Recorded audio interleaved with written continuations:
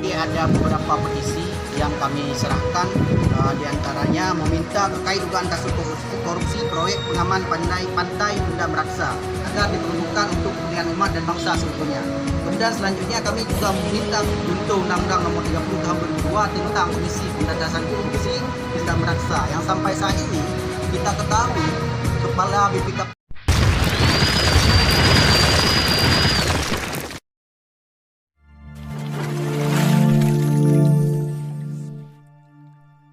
yang kita serahkan.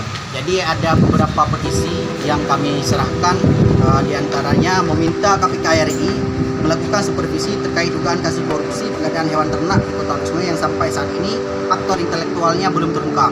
Kemudian yang kedua meminta KPK RI melakukan supervisi terkait dugaan kasus korupsi proyek pengaman pantai Tunda Meraksa yang mandek di tangan Kajari Lusme. Kemudian selanjutnya kami juga meminta KPK RI agar selalu mengawasi dalam konteks pro justisia proses penggunaan anggaran KPK dan sumber lainnya di Lusme agar diperuntukkan untuk kepentingan umat dan bangsa seutuhnya.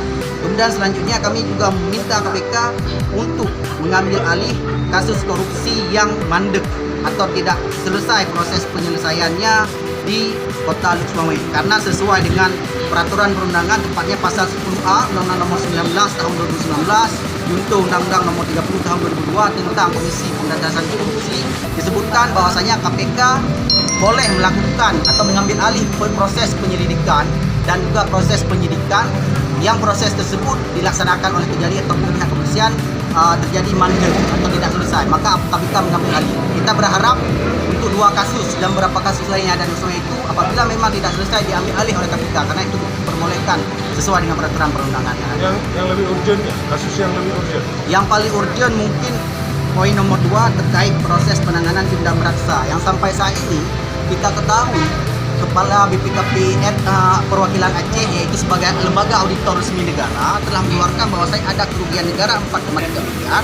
Kemudian juga ada beberapa alat bukti dokumen yang lain yang secara pasal 184 ayat 2 KUHP terkait 4 alat bukti, 2 alat bukti minimal saja sudah bisa ditetapkan untuk tersangka seseorang dalam kasus penanganan korupsi dan kejahatan tindak pidana lain.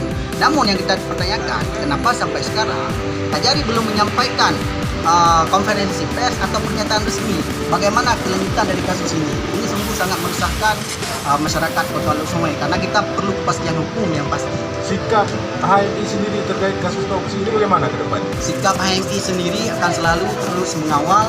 Salah satu sikap HMI yaitu memberikan surat pernyataan sikap pada KPK karena saat ini kita mempertanyakan integritas dari Kajari dan Kajati Aceh. Kenapa tidak memproses kasus-kasus besar yang ada di Kota Lusme?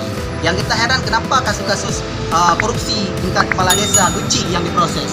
Kajari itu tidak menyelesaikan hanya proses-proses di tingkat desa, namun pemerintahan kota secara luas, apapun tindak pidana korupsi yang ada, tidak hanya korupsi dan kejahatan-kejahatan lain yang ada di Kota Lusme. Yang satu lagi, bagaimana pandangan HMI